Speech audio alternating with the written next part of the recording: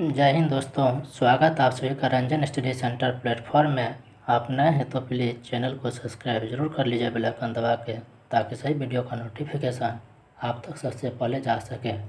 दोस्तों, आज इस वीडियो में प्रदीप सर के द्वारा जो Bihar police express way batch निकाले गए थे, उसी का दोस्तों हिस्ट्री का भी करा दिए हैं, ज्योग्राफी भी करा दिए हैं, पॉलिटी भी करा दिए हैं। आज दोस्तों इस वीडियो में इकोनॉमिक्स का क्वेश्चन कराने जा रहे हैं। अगर अच्छा लगेगा तो चैनल को सब्सक्राइब और लाइक ज़रूर कीजिएगा। दोस्तों सीधे चलते हैं उन सभी क्वेश्चन पे। निम्नांकित में कौन उत्पादन का साधन नहीं है? दोस्तों उत्पादन का साधन नहीं है, तो उपभोग जो है उत्पादन का साधन नहीं है। भूमि है दोस्तों उत्पादन का साधन, पूंजी भी है, उद्यम भी है। निम्नलिखित में से निम्नांकित में कार्यशील पूंजी कौन है? दोस्तों कार्यशील पूंजी इसमें पूछ रहा है, तो दोस्तों खाद बीज जो है कार्यशील पूंजी है। फिर नेक्स्ट क्वेश्चन है,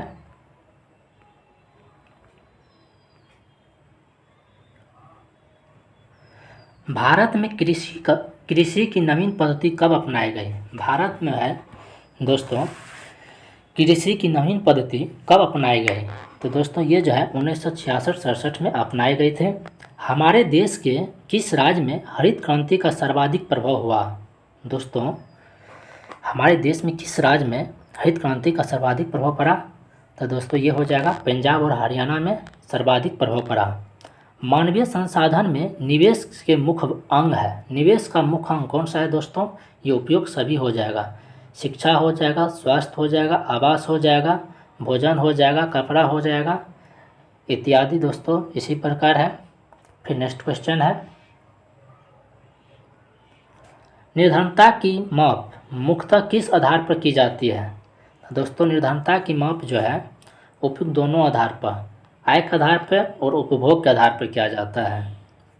दोस्तों बता दें निर्धनता की माप कैलोरी के आधार पर बनाया गया। योजना आयोग द्वारा गठित कार्यदल समिति द्वारा ग्रामीण क्षेत्र में 2400 कैलोरी और शहरी क्षेत्र में 2100 कैलोरी के तहत दोस्तों निर्धनता का आधार बनाया गया था। निम्नलिखित में से किन व्यक्तियों पर निर्धनता का सर्वाधिक प्रभाव पड़ा?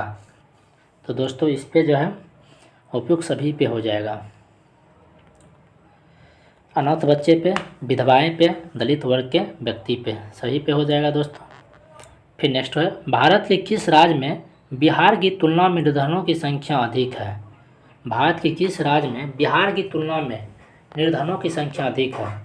तो दोस्तों ये हो जाएगा उत्तर प्रदेश। दोस्तों ये कौन सा होगा? उत्तर प्रदेश हो जाएगा। फिर नेक्स्ट क्वेश्चन है,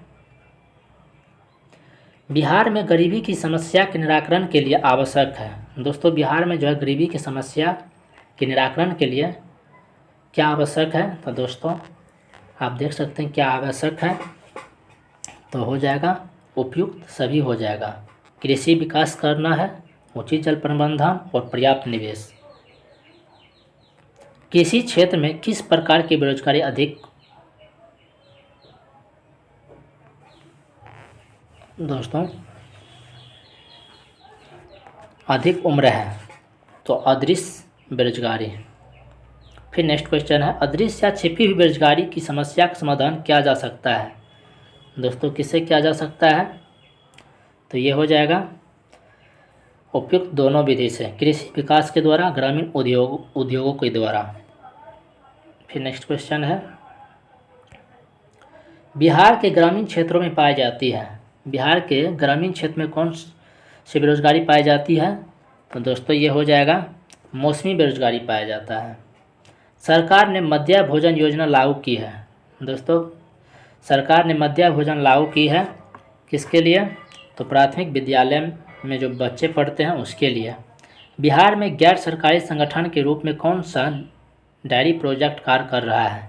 तो दोस्तों ये हो जाएगा बिहार राज्य सहकारी दूध उत्पादक संघ।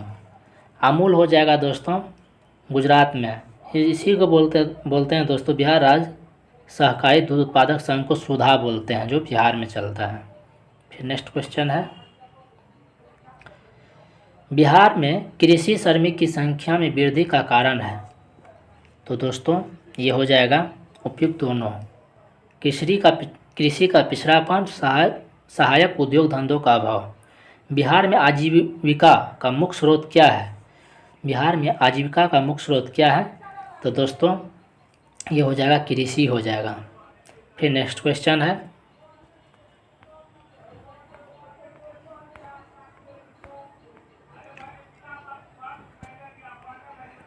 उत्पादन का क्या अर्थ है? तो उत्पादन का क्या अर्थ है?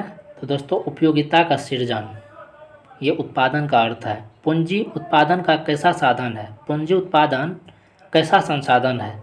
दोस्तों पूंजी उत्पादन है निष्क्रिय संसाधन है, साधन है। फिर है दोस्तों, निम्नलिखित में कौन सी वस्तु पूंजी है? निम्नलिखित में कौन सी वस्तु पूंजी है? तो दोस्तों ये किसान का हल जो है पूंजी है।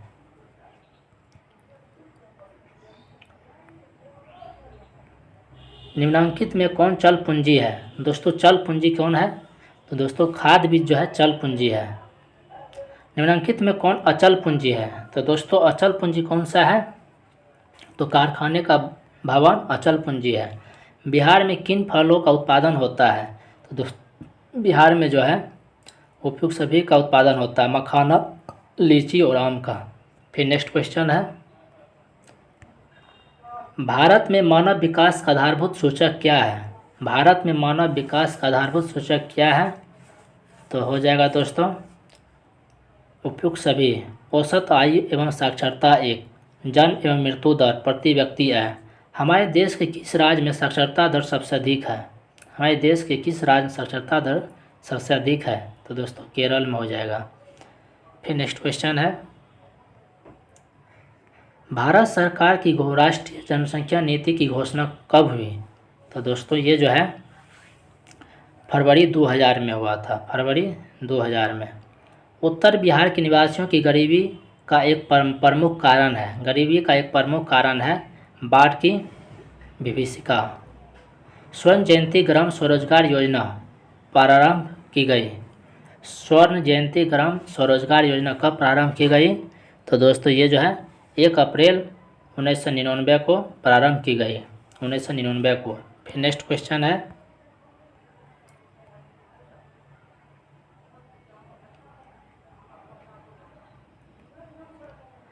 अंत्योदय अन्न योजना आरंभ की गई। अंत्योदय अन्न योजना कब प्रारंभ की गई? तो दोस्तों ये जो है 25 दिसंबर 2000 से। संपूर्ण ग्रामीण रोजगार योजना प्रारंभ हुई। संपूर्ण ग्रामीण रोजगार योजना प्रारंभ हुई तो दोस्तों ये हो जाएगा सितंबर 2001 से। फिर नेक्स्ट क्वेश्चन है, बेरोजगारी वह स्थिति है जब कोई व्यक्ति इच्छा एवं योग्यता होने पर भी काम नहीं मिलता है।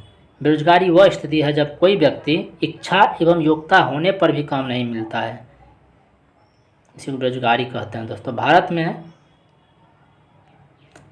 में बेरोजगारी का प्रमुख कारण क्या है? दोस्तों जनसंख्या में तीव्र वृद्धि हो जाएगा।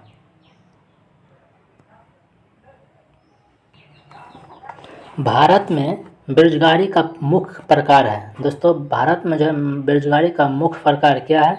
तो उपयुक्त सभी हो जाएगा। मौसमी बेरोजगारी, अदृश्य बेरोजगारी, शिक्षित बेरोजगारी। भारत में शिक्षित बेरोजगारी का प्रधान कारण क्या है? तो दोस्तों यहाँ पर हो जाएगा दोषपूर्ण शिक्षा प्रणाली। फिर नेक्स्ट क्वेश्चन है, भारत में कृषि क्षेत्र में व्याप्त अदृश्य या छिपी हुई बेरोजगारी का प्रमुख कारण क्या है? तो दोस्तों ये हो जाए कृषि पर जनसंख्या का अधिक होना। फिर नेक्स्ट क्वेश्चन है, हमारे देश के किस क्षेत्र में अर्ध बेरोजगारों की संख्या सबसे अधिक है? अर्ध बेरोजगारों की संख्या सबसे अधिक है प्राथमिक क्षेत्र में। फिर नेक्स्ट है, बेरोजगारी का क्या दुष्प्रभाव होता है? बेरोजगारी का क्या दुष्प्रभाव होता है? तो दोस्तों दुष्प्रभाव क्या होता है? तो उपयुक्त सभी हो जाएगा। निर्धनता, निम्न जीवन स्तर, शिक्षा एवं स्वास्थ्य में गिरावट। फिर नेक्स्ट क्वेश्चन है, बिहार में ग्रामीण बेरोजगारी की समस्या के समाधान के लिए आवश्यक है। तो दोस्तों ये हो जाएगा उपयुक्त सभी। कृषि का विकास, ग्रामीण उद्योग का विकास, जनसंख्या पर नियंत्रण। सरकार ने राष्ट्रीय ग्रामीण रोजगार गारंटी अधिनियम में कितने दिनों के निश्चित रोजगार देने का प्रावधान किया है? तो दोस्तों इसमें जो है 100 दिन का। राष्ट्रीय ग्रामीण रोजगार गारंटी अधिनियम लागू हुआ। दोस्तों राष्ट्रीय ग्रामीण रोजगार गारंटी अधिनियम कब लागू हुआ? तो दोस्तों ये जो है फरवरी 2006 में लागू हुआ था। फरवरी 2006 में लागू हुआ था। फिर है काम के बदले अनाज राष्ट्रीय योजना आरंभ हुई। काम के बदले अनाज जो है कब आरंभ हुआ? दोस्तों ये जो है अक्टूबर 2004 में लागू हुआ था। अक्टूबर 2004 में। बिहार में सिंचाई के किस साधन पर किसानों की निर्भरता सर्वाधिक है? तो दोस्तों ये हो जाएगा कुएं और नलकूप पर। फिर नेक्स्ट क्वेश्चन है इनमें से किसको प्राथमिक क्षेत्र भी कहा जाता है? दोस्तों प्राथमिक क्षेत्र किसको कहा जाता है? कृषि क्षेत्र को प्राथमिक क्षेत्र कहा जाता है। सेवा क्षेत्र को तृतीय क्षेत्र कहा जाता है। इसको प्राथमिक, सेवा क्षेत्र को तृतीय क्षेत्र, उद्योग क्षेत्र को दोस्तों द्वितीय क्षेत्र कहा जाता है। इसको द्वितीय क्षेत्र कहा जाता है। इनमें कौन से देश में मिश्रित अर्थव्यवस्था है? दोस्तों मिश्रित अर्थव्यवस्था किस देश में है? तो अपना भारत में है। भारत में योजना आयोग का गठन कब हुआ था? तो दोस्तों योजना आयोग का गठन 15 मार्च 1950 को हुआ था। फिर नेक्स्ट क्वेश्चन है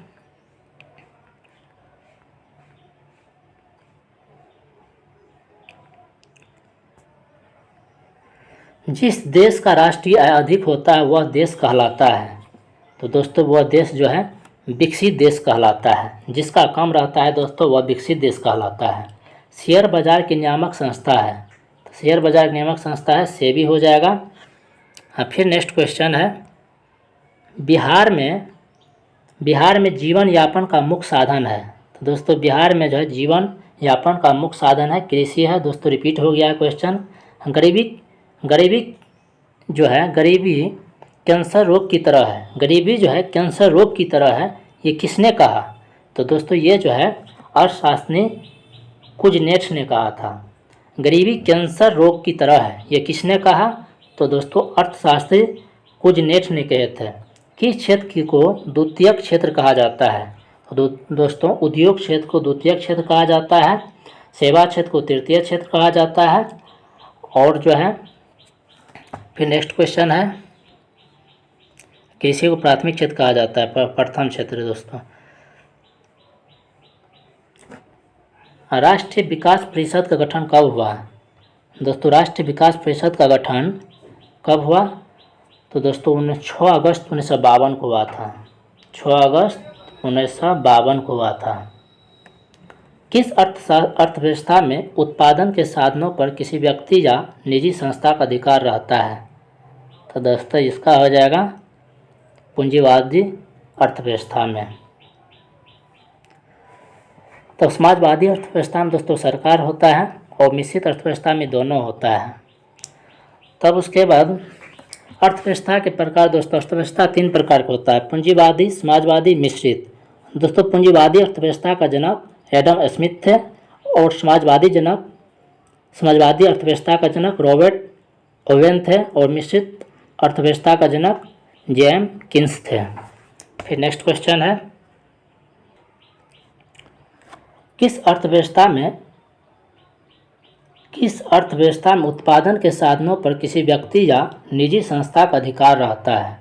तो दोस्तों इसमें जो है पूंजीवादी अर्थव्यवस्था में किस अर्थव्यवस्था में उत्पादन के साधनों पर किसी व्यक्ति या निजी संस्था का अधिकार रहता है? पूंजीवादी अर्थव्यवस्था में। समाजवादी में दोस्तों सरकार का भी हस्तक्षेप रहता है। मिश्रित में दोनों रहता है।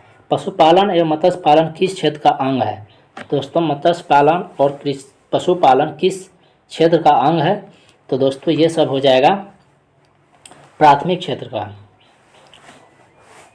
और प्राथमिक क्षेत्र का हो जाएगा दोस्तों ये आप देखते हैं द्वितीय क्षेत्र में दोस्तों निर्माण एवं विनिर्माण आ जाएगा।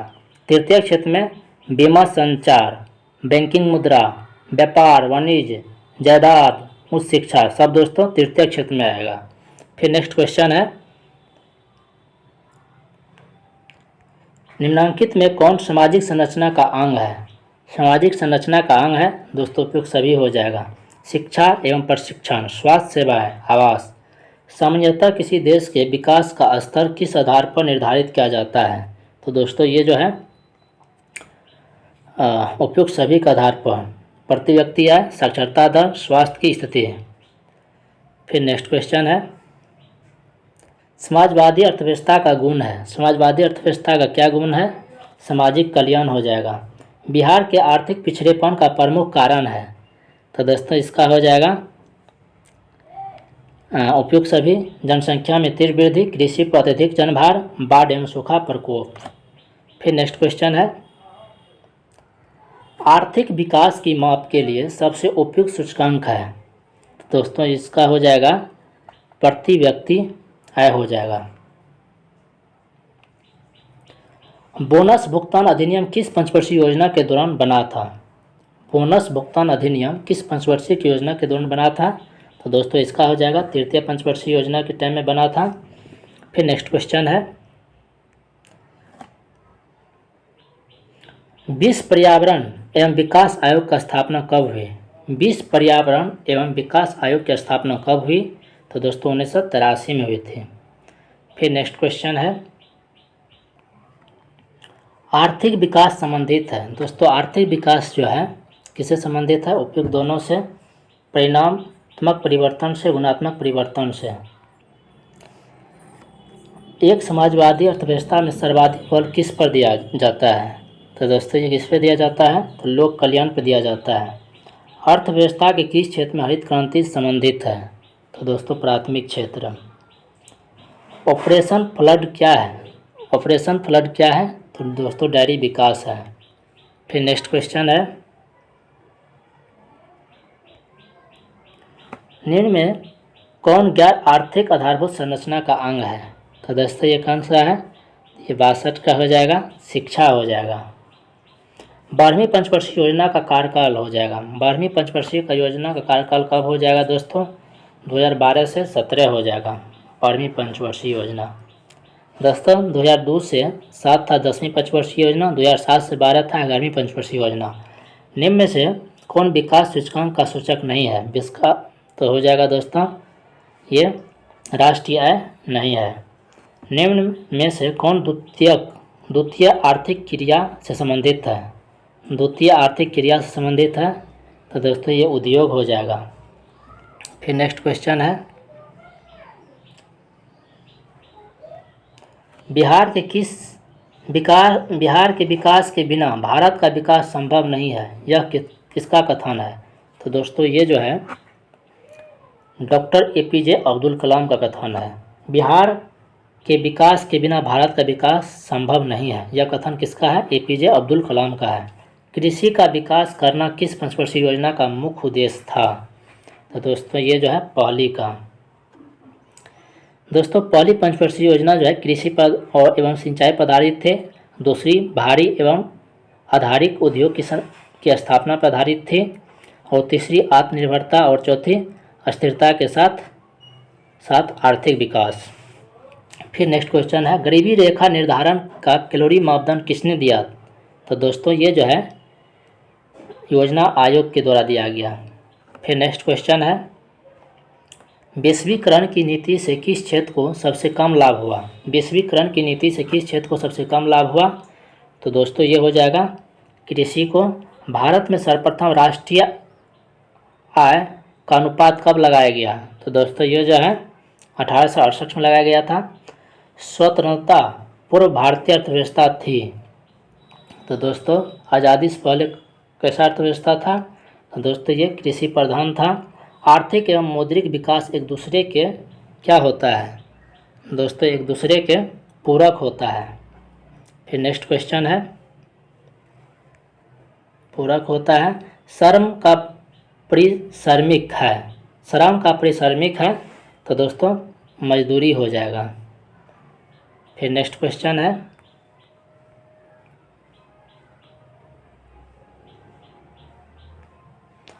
पूंजी का परिश्रमिक है। पूंजी का परिश्रमिक क्या है? दोस्तों ब्याज हो जाएगा। गरीबी को जन्म देता है, यह कथन है। गरीबी को जन्म देता है, यह कथन है रेगनर नर्क्स का। विकसित राज्यों में ऊंची होती है, दोस्तों प्रति व्यक्ति आय ऊंची होती है। फिर नेक्स्ट क्वेश्चन है, राष्ट्रीय आय के अंतर्गत शामिल है। तो दोस्तों वस्तुओं एवं सेवाओं का मूल्य, कुल उत्पादन एवं उत्पादन में किए गए खर्च का अंतर कहलाता है। दोस्तों क्या कहलाता है? शुद्ध राष्ट्रीय उत्पाद कहलाता है। फिर नेक्स्ट क्वेश्चन है, राष्ट्रीय आय समतुल होता है। तो दोस्तों ये उपभोग व्यय एवं विनियोग के योग के बराबर होता है। राष्ट्रीय आय समतुल होता है, उपभोग व्यय एवं विनियोग के योग के समतुल होता है। फिर नेक्स्ट क्वेश्चन है, राष्ट्रीय आय की अवधारणा में शामिल है। राष्ट्रीय आय का अवधारणा में शामिल है तो उपयुक्त तीनों हो जाएगा दोस्तों, केवल सकल घरेलू उत्पाद, केवल सकल राष्ट्रीय उत्पाद, शुद्ध राष्ट्रीय उत्पाद। राष्ट्रीय आय की गणना विधि है। तो दोस्तों इसका हो जाएगा उपयुक्त तीनों विधि, व्यावसायिक गणना विधि, उत्पादन गणना विधि और मूल्य योग विधि। प्रत्यक्ष कर के अंतर्गत निम्न में से किसे शामिल किया जाता है? तो दोस्तों ये जो है आयकर के। फिर नेक्स्ट है, y बराबर C+1 फार्मूले को बताया। दोस्तों किसने बताए थे? तो दोस्तों ये जो है किन्स ने दोस्तों जे एम किन्स ने बताए थे, जे.एम. किन्स ने। भारत में वित्तीय वर्ष कहा जाता है। भारत में वित्तीय वर्ष कहा जाता है दोस्तों 1 अप्रैल से 31 मार्च तक। 1 अप्रैल से 31 मार्च तक वित्तीय वर्ष होता है। अब बैंकिंग लेखा वर्ष कब से कब होता है दोस्तों? बैंकिंग लेखा वर्ष 1 जुलाई से 30 जून तक होता है। बैंकिंग लेखा वर्ष, ये भारत में वित्तीय वर्ष होता है 1 अप्रैल से 31 मार्च, और बैंकिंग लेखा वर्ष 1 जुलाई से 30 जून तक। भारत में राष्ट्रीय आय की गणना कौन करता है? तो दोस्तों ये जो है केंद्र सांख्यिकी संगठन सीआईएसओ करता है। फिर नेक्स्ट क्वेश्चन है,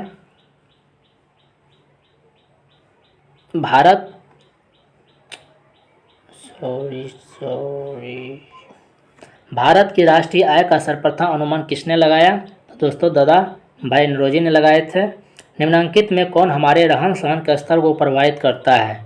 तो दोस्तों ये जो है प्रति व्यक्ति आय हो जाएगा।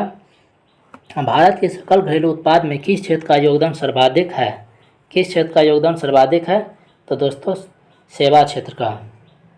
भारत के सकल घरेलू उत्पाद में किस क्षेत्र का योगदान सर्वाधिक है? सेवा क्षेत्र का। कम है कृषि क्षेत्र का। आय तथा उपभोग का अंतर क्या कहलाता है? तो दोस्तों बचत कहलाता है। Poverty and un-British rule in India नामक पुस्तक किसने लिखी? तो दोस्तों ये जो है दादा भाई नौरोजी ने लिखे थे। भारत में प्रथम औद्योगिक नीति की घोषणा कब हुई? तो दोस्तों ये जो है इनमें से कोई नहीं। तो दोस्तों ये हो जाएगा प्रथम जो है दोस्तों 3 गो उद्योग नीति दोस्तों घोषणा हुआ है। पहला 1948 में दोस्तों, ऑप्शन में नहीं है। पहला 1948 में, दूसरा 1956 में जवाहरलाल नेहरू उस समय प्रधानमंत्री थे, तृतीय 1991 में। फिर नेक्स्ट क्वेश्चन है दोस्तों, इनमें से कोई नहीं होगा, तीनों बता दिए हैं। 3 बार लागू हुआ है, घोषणा किया गया है। फिर प्रोफेसर पीसी महालनोबिस की अध्यक्षता में किसका गठन किया गया है? तो दोस्तों ये हो जाएगा राष्ट्रीय आय समिति का। निम्न में से किस देश की मुद्रा रुपया है? तो दोस्तों किस देश का मुद्रा रुपया है? उपयुक्त सभी का, भारत का, नेपाल का, पाकिस्तान का। आर्थिक विकास की जिस प्रक्रिया से समाज के सभी वर्गों का जीवन स्तर ऊंचा हो जाए कहलाती है? दोस्तों ये क्या कहलाती है? समावेशी विकास कहलाता है, समावेशी विकास कहलाता है। फिर नेक्स्ट क्वेश्चन है, सकल घरेलू उत्पाद में सबसे कम योगदान किस क्षेत्र का है? सबसे कम योगदान किस क्षेत्र का है? दोस्तों प्राथमिक क्षेत्र का है। प्लास्टिक मुद्रा क्या है? तो प्लास्टिक मुद्रा क्या है? तो दोस्तों डेबिट कार्ड प्लास्टिक मुद्रा है। आधुनिक युग की प्रगति का श्रेय मुद्रा को ही है, यह कथन किसका है? तो दोस्तों ये हो जाएगा मार्शल का है। फिर नेक्स्ट क्वेश्चन है, वस्तु विनिमय प्रणाली में विनिमय होता है। वस्तु विनिमय प्रणाली में विनिमय होता है दोस्तों, किसका विनिमय होता है? तो वस्तु का विनिमय होता है। वस्तु का विनिमय होता है। निम्न में से कौन साख मुद्रा का उदाहरण है? तो दोस्तों साख मुद्रा का कौन सा उदाहरण है? तो हो जाएगा बैंक ड्राफ्ट साख मुद्रा का उदाहरण है। मुद्रा की आवश्यकताओं को पूरा करने में जरूरत होती है दोस्तों, किसका जरूरत होता है? संसाधन की जरूरत होता है। फिर है निम्नलिखित में से कौन सा संस्थान भारत में मुद्रा जारी करने के लिए अधिकृत है? तो मुद्रा जारी करने के लिए अधिकृत है दोस्तों reserve bank of India, RBI. फिर नेक्स्ट है,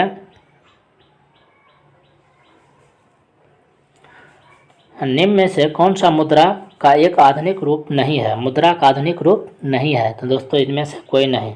रूस की मुद्रा क्या है? तो दोस्तों रूस की मुद्रा रूबल है। फिर नेक्स्ट के क्वेश्चन देखेंगे।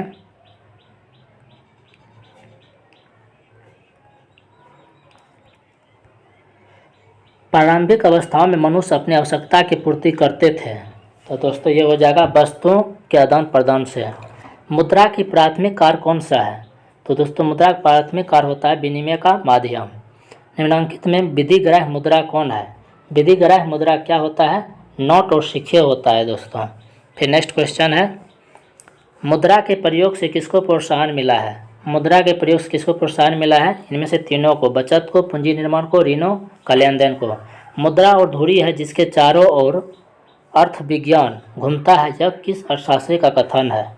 तो दोस्तों ये हो जाएगा मार्शल का है। मुद्रा वह है जो मुद्रा का कार्य करती है और मुद्रा की यह परिभाषा किसने दी है?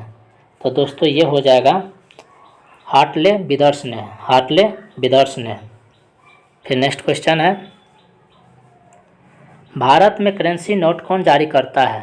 तो दोस्तों भारत में करेंसी नोट जो है रिजर्व बैंक ऑफ इंडिया जारी करती है। वित्तीय संस्थान पूरा करते हैं, वित्तीय संस्थान पूरा करते हैं तो दोस्तों ऋण संबंधी जरूरतों को। अर्ध सरकारी वित्तीय संस्था है तो अर्ध सरकारी वित्तीय संस्था है क्षेत्रीय ग्रामीण बैंक। फिर नेक्स्ट क्वेश्चन है, भारत की वित्तीय राजधानी किस शहर को कहा जाता है? दोस्तों भारत की वित्तीय राजधानी किस शहर को कहा जाता है? किस शहर को कहा जाता है? तो दोस्तों ये जो है मुंबई को कहा जाता है। भारतीय पूंजी बाजार का अंग नहीं है, भारतीय पूंजी बाजार का अंग नहीं है तो दोस्तों ये सहकारी बैंक नहीं है। भारतीय बैंकिंग प्रणाली के शीर्ष पर है तो ये हो जाएगा दोस्तों रिजर्व बैंक। फिर नेक्स्ट क्वेश्चन है, राष्ट्रीय कृषि एवं ग्रामीण विकास बैंक की स्थापना हुई है दोस्तों कब हुई है? तो 1982 में। रिजर्व बैंक ऑफ इंडिया का मुख्य कार्य क्या है? दोस्तों इसका जो है उपयुक्त सभी हो जाएगा। साख मुद्रा का नियंत्रण, बैंकिंग व्यवस्था का नियमन, सरकार का बैंकर, उपयुक्त सभी हो जाएगा। राज्य वित्त आयोग का गठन किया जाता है तो किसके द्वारा? दोस्तों पंचायतों की वित्तीय स्थिति के पुनरावलोकन के द्वारा। फिर नेक्स्ट क्वेश्चन है,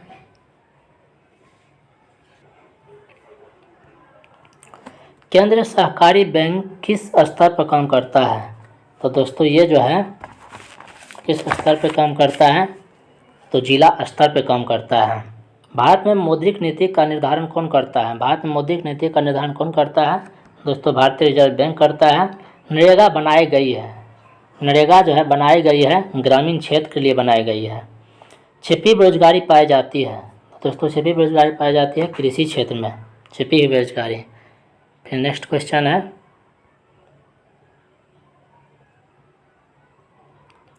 नरेगा कार्यक्रम के नाम के साथ किस व्यक्ति का नाम जोड़ा गया है? तो दोस्तों इसका जो है हो जाएगा महात्मा गांधी। काम के बदले अनाज योजना कब लागू हुई?